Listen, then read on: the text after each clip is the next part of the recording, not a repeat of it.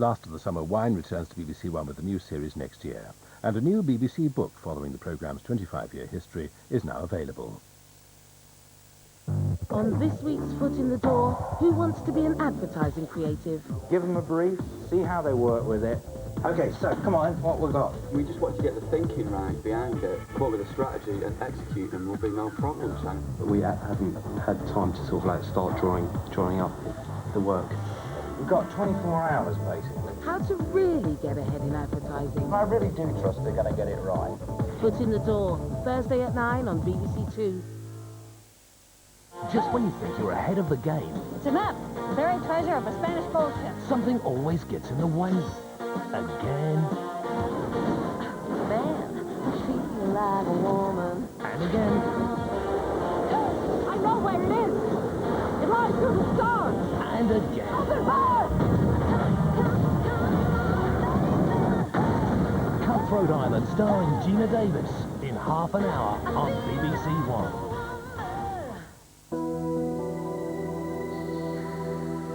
This is BBC One, taking a break in widescreen.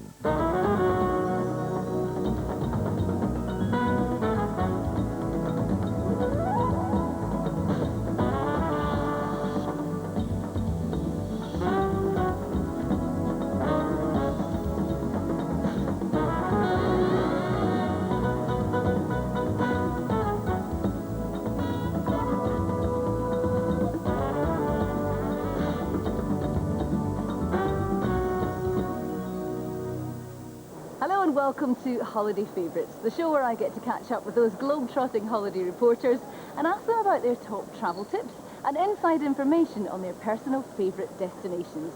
And with 56 countries and 202 destinations every year, there's plenty to choose from. On tonight's programme, Shankar Guha tells us why the Swiss family break with a difference is a firm favourite for him and son Tom. Alison Common picks the city of Oxford as her choice UK location. Kevin Woodford discovers my holiday favourite, the Whitsunday Islands in Australia. But first, Jeremy Spake tells us why he loves the Star's favourite city, Miami. So Jeremy, what would you say is your favourite city? I guess after St. Petersburg, probably Miami. America's a place you either really love or you dislike intensely, and it's not one of my favourite places.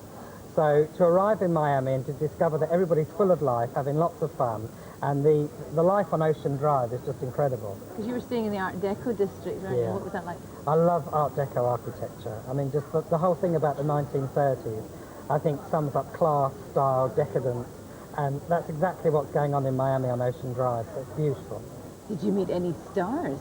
We didn't, but there was an awful lot of discussion about Gloria Estefan, God love her. There's lots and lots of excitement about Gloria.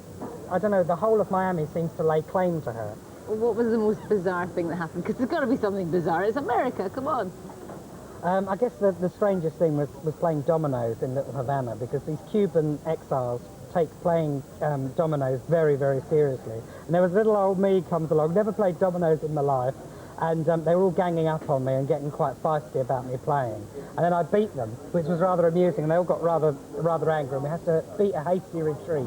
Have you ever left anything behind? A piece of luggage, maybe? I have managed to leave underwear behind before. I've put it in for, you know, dry cleaning or whatever, various bits of laundry, and it's not come back in time. And rather than wait for it, I've left it and got home regretting it, so I then had to go out and buy new stuff. Are you telling me that somewhere in the world your underpants are running around on their own? They sure are. And good luck to whoever finds them. They should be clean at least, if nothing else.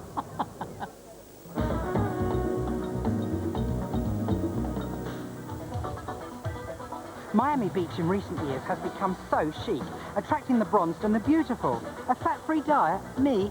Never! Unlike everybody else. The Park Central Hotel at the southern end of South Beach is one of the grand dames of the Art Deco district and is an ideal starting point to take a leisurely stroll around the block. About 20 years ago, the decorators moved in here big time. The South Beach has been completely rejuvenated. The pastel shades are absolutely incredible, and I'm telling you, Hercule Poirot would love it here. With around 800 buildings in 1 square mile, the Art Deco district is right on your doorstep.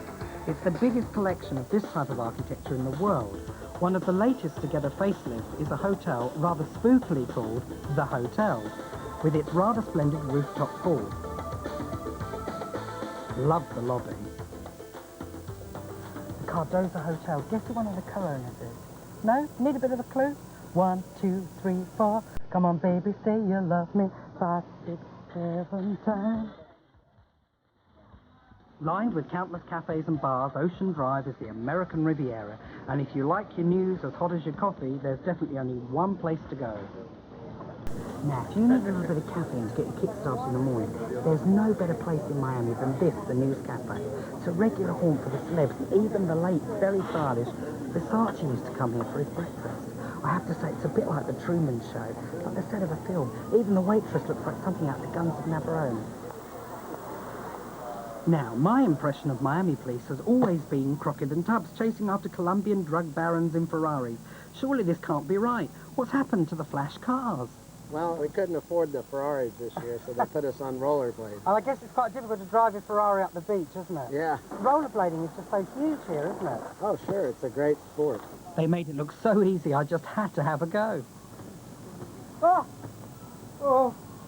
Mother. Bang in the middle of Art Deco heaven, the Park Central is also in a prime spot overlooking the beach. And if you thought Pale and Interesting was in, think again. This season, it's definitely brown. Well, American tan, to be precise. When you're laying so close to me, there's no place I'd rather you be than with me.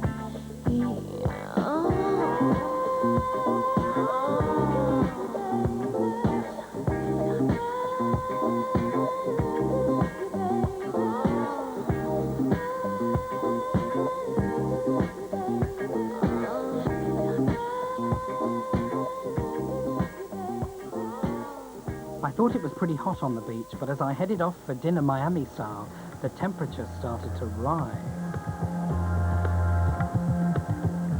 This is just so surreal. I mean, what an atmosphere, an absolutely fantastic place to eat. Check out the grass. There's no sheep, but they tell me they clear the floor once a week. I had a date with Tantra's executive chef, Michelle. I have to ask you, what is Tantra all about? Tantra is the Indian form of Kama Sutra. Oh, my Lord. So you're telling me I've got Kama Sutra on my plate? You have sex on your plate, my dear. That's fantastic. What a concept.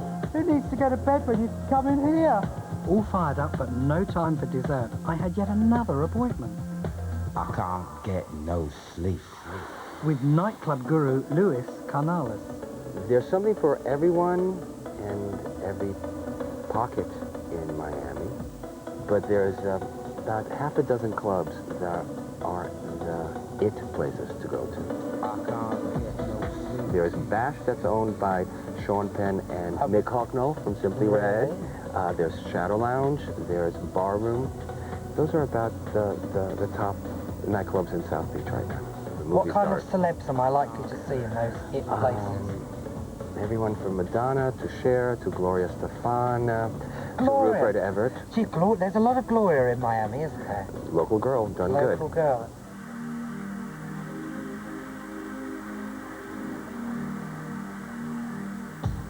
Not content with having their names linked to swanky restaurants and hotels, many of Hollywood's hottest properties also have homes here. Ooh, look, Liz Taylor used to live there. And Julio Iglesias. And what a surprise, my old mate Gloria. Don't you just love her?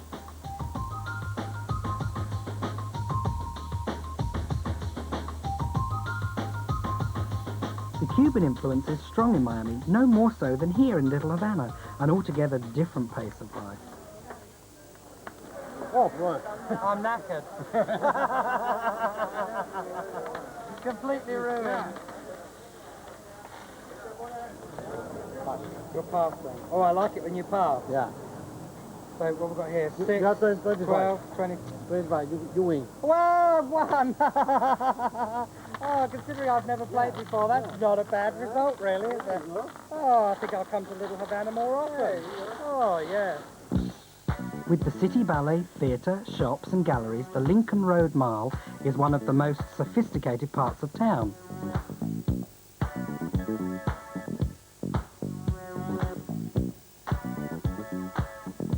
The name of the game here is people watching. In South Beach, it's de rigueur to accessorise, darling. With a dinky dog, designer shades and a pair of blades, you've got it made. A 5-night break staying at the 4-star Park Central Hotel costs £614 in June. That's on a room-only basis and includes scheduled flights and car hire. The sightseeing boat tour is around £8. Next, Shonka Guha reveals his Swiss family favourite. So Shonka, you spent some time on a Swiss farm for one of these films, and it's come up as one of your favourites. Well, it's one of my favourites, partly to do with the circumstances. I mean, Tom came along, my son, and Granny came along to be his chaperone. So there's 3 generations of Guha along on this trip, and I mean, that's a lot for any director to have to live with. So I think he deserves a medal anyway, but we had a great time. What is there to do that says it's Swiss as opposed to any other country?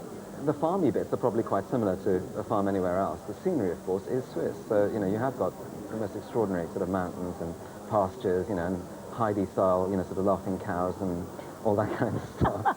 and the food is Swiss, and, you know, if you get out and about, you know, we went to Bern to have a look around, which is a beautiful city, and it is different. I mean, there's 101 ways in which it's different, you know, but the farm experience is a farm. Tell me a bit about working with animals, though, because they all say no children, no animals, and you did both in one fell swoop. Director's nightmare, but as far as I was concerned, it was a privilege. I mean, just the chance to, you know, play with my son and with the kids on the farm and the animals. It was great fun.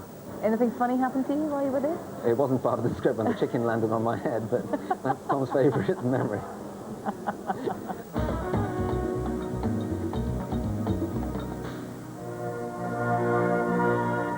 Name the capital of Switzerland.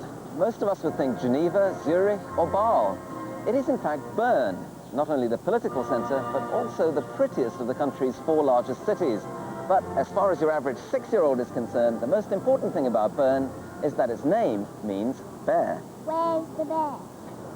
So, 2 bear hunters set off, but got sidetracked almost immediately. This is the home of one of the cleverest people who ever lived, Albert Einstein. You impressed? Einstein created a new time-space theory, summing up the laws of mechanics and electrodynamics in a uniform system. What do you think? Where's the bear? Not here, not there. Maybe over there. The fountains were also bear-free, though some of the monuments were pretty grisly. You can even get up on a pedestal and be your own statue. You're a bit of a hyperactive statue, aren't you? Competitive dads can play this game called Muesli, or something like that. No idea what the rules were, but I knew one thing. I'm the winner. Another game? Yeah. 30 minutes away at the Zumkehr farm, the animals have the run of the place, as do any visiting kids. When you book this holiday, you might be under the mistaken impression that you'll get a quiet week away from it all, halfway up a Swiss mountain somewhere. But you'll soon realize you've actually signed up for a walk-on part in a domestic drama with a cast of millions, including half a dozen kids, 7 cats, a dog, assorted rabbits, guinea pigs, mum, dad, granddad, grandma, and Uncle Tom Cobley. In short, you've joined the Swiss family Zumkehr. And this family comes in all shapes and sizes. This is Chuti. Isn't Chuti a cutie? Look at those ears go up. And here comes the cat. Do you want some carrots? Got funny legs. Not mine. Is that a cow? That's a cow. He's going to sleep. Yes. That's a very happy, contented kitten.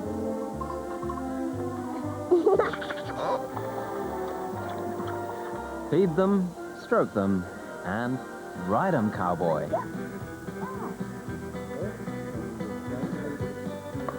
You're not going to fall off, are you? No. No? You're confident? So, Thomas, you know, you're doing bareback riding, and I've got a saddle.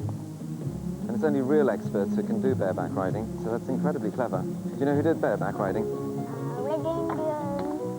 Giddy up. Oh, giddy up. Did you get used to the horse?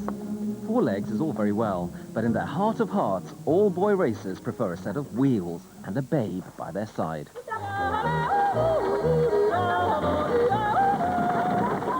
Eat your heart out, Charlton Heston. This is Nicole and Tom's remake of Ben-Hur, the Swiss way.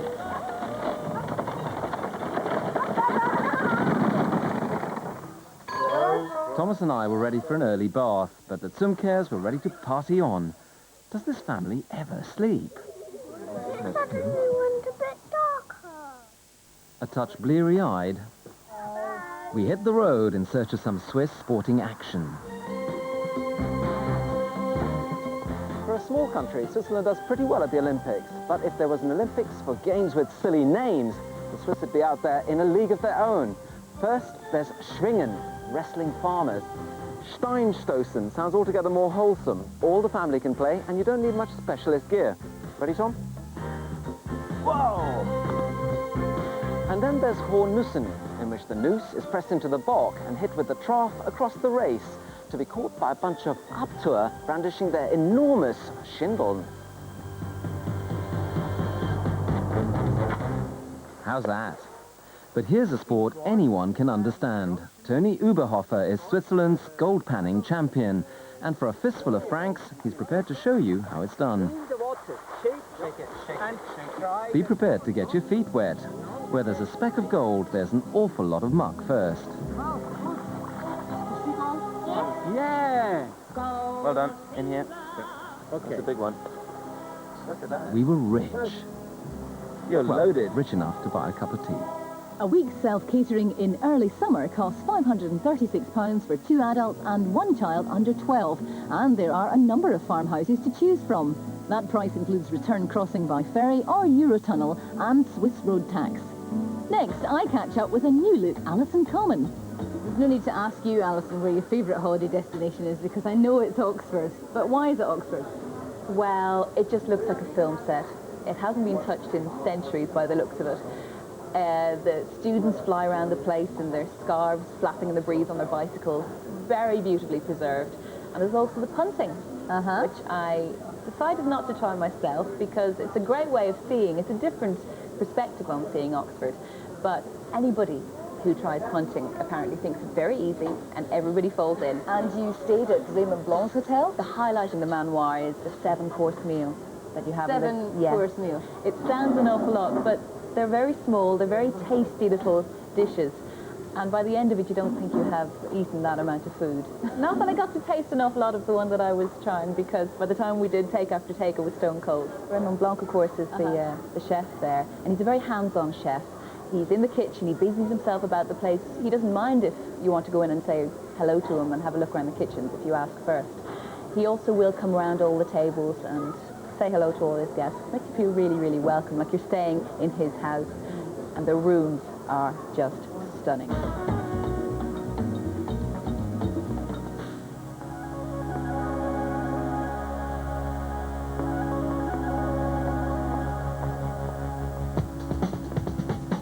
Oxford, the seat of learning and brimming with culture.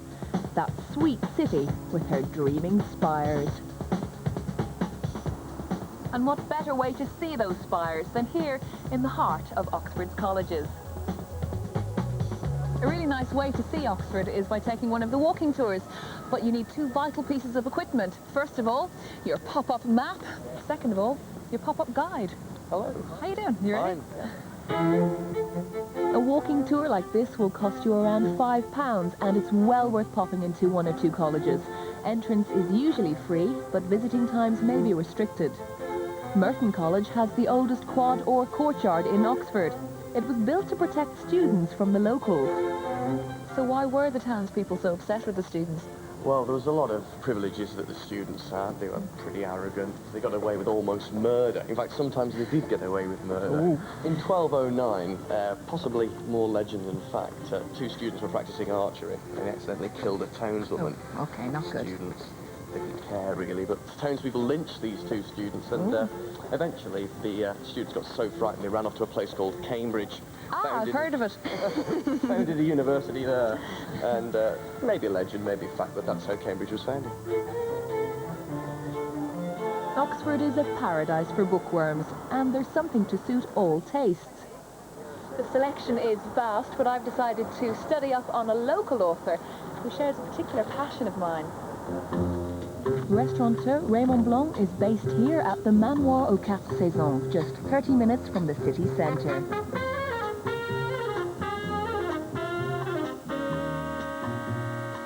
Each room has a different identity and theme because, as Monsieur Blanc says, your room should tell you how to behave. Now, mine's called the Snow Queen. I don't know what that says about me, but it's wildly romantic.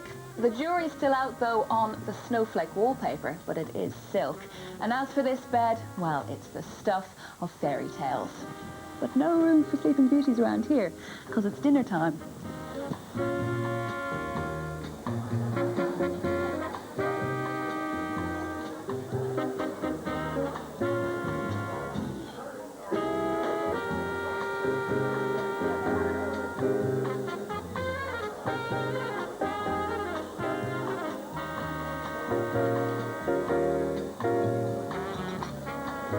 Now that was 7 steps to gourmet heaven.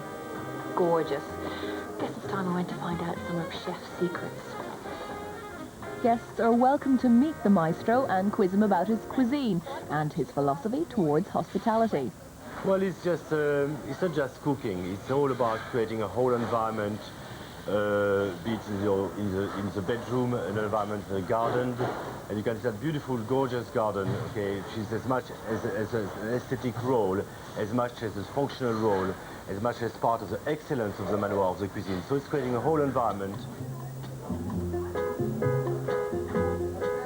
And as you'd expect in such a tasteful environment, there are no plastic do not disturb signs at the manoir.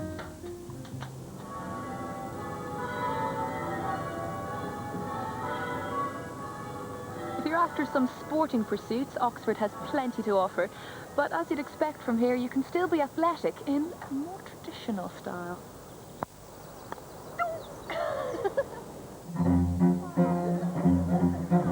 For lovers of more leisurely pursuits, there is a more relaxed way to indulge in traditional activities.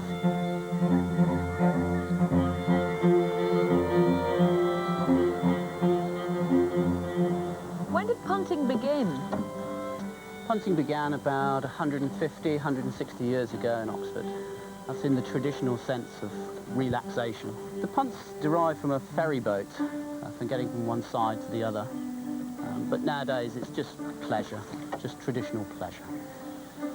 What's the secret, though, to good punting? Because you make it look effortless. Right, well, the secret is just to have a good sense of balance, stand in the middle of the boat, drop the pole in at an angle, walk your hands up the pole, and just let it trail in the water like a rudder to the left or to the right.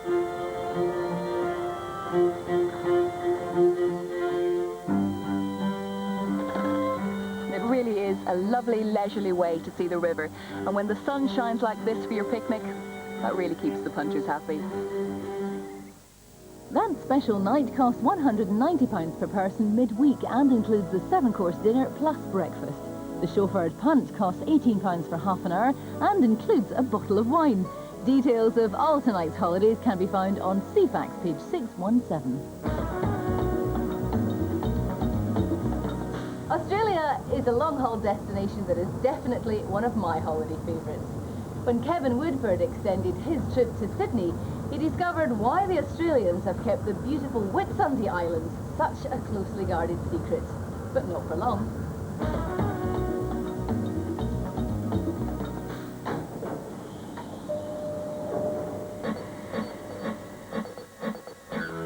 My name's Woodford, Kevin Woodford, and it's a need-to-know basis, and I need to know what makes the Whitsundays the most diverse islands in Australia.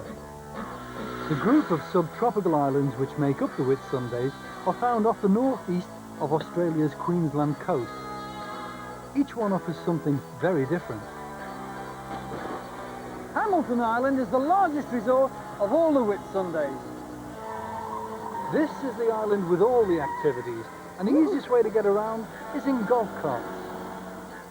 It's the one with the airport on.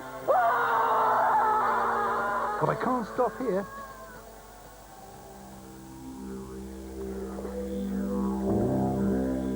the most densely forested secret hideaway is Long Island, and it's full of crocodiles. I don't like them.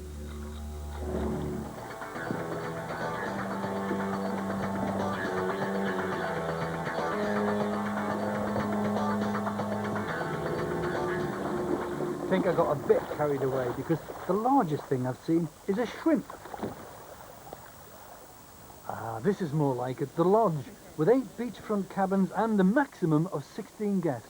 Here at Wilderness Lodge, it's advisable to keep the door closed to the chalet. Otherwise, you might find your room occupied by a long-legged female.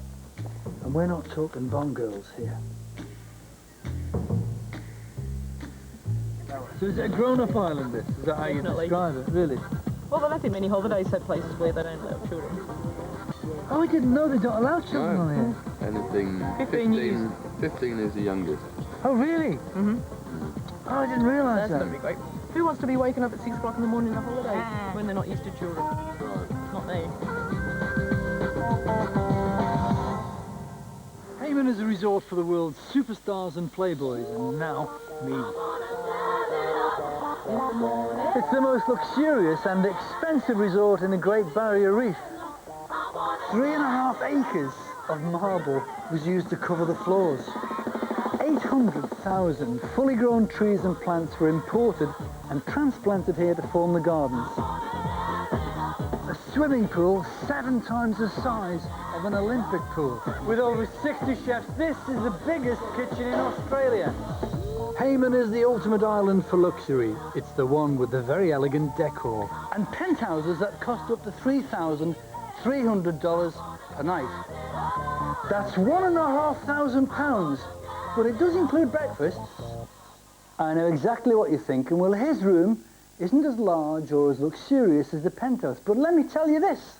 I have access to the same extensive range of activities that my millionaire friends have. For example, I could go for a Barrier Reef trip. And you know what? I think I will. Hayman is the closest island to the Great Barrier Reef. The reef is the largest marine park on Earth. It's one of the few wonders of the world visible from outer space, and sections of it are 18 million years old. Right in the middle is a pontoon called Reef World, and it's here that you scuba dive. I need you to assure me that there are no sharks down there. Only well-fed goldfish.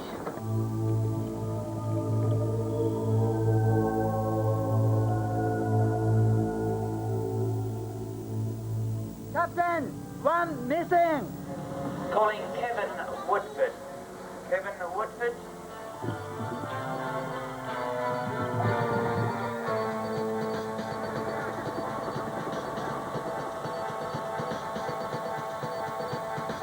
It's so difficult to choose which of the Reef National Park beaches to relax on.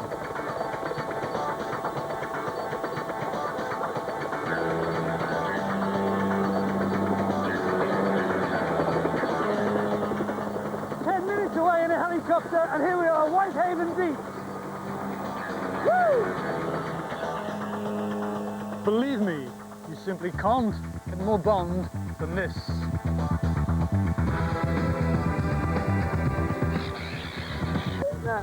I must say, you are looking very sexy today. Nobody lives here, do they? Well, there's nothing, there's absolutely nothing to do. I can't think of one thing to do. It's going to be a very, very boring day. Which James Bond did you say you were?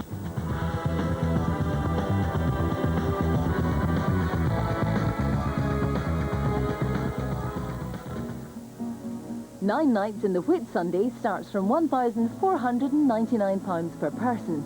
That includes 3 nights at the Wilderness Lodge on Long Island, 3 nights at the Hamilton Island Resort, and 3 nights at Hayman Island, all on a room-only basis. That price includes both scheduled flights from the UK and all internal transfers.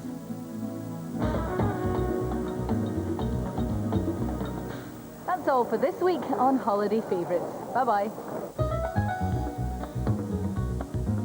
And Carol's in Spain for a new series of summer holidays starting on Tuesday at 7 o'clock. Set sail tonight to Cutthroat Island, BBC One's big film, in just a moment.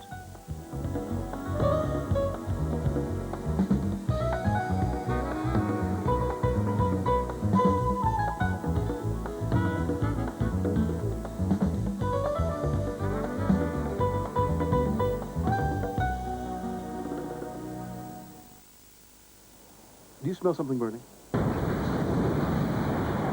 Captain James T. Kirk Captain, look, I need your help. is about to come out of retirement. Come back with me. Make a difference again. To face the final frontier. There's no time for this. One more time. Scotty, keep things together. I'll be back. Star Trek Generations. I take it the odds are against us and the situation is grim. Wednesday at 7 on BBC One. Chip shape and Bristol fashion now on BBC One, and in widescreen, Gina Davis does her bit for girl power on Cutthroat Island.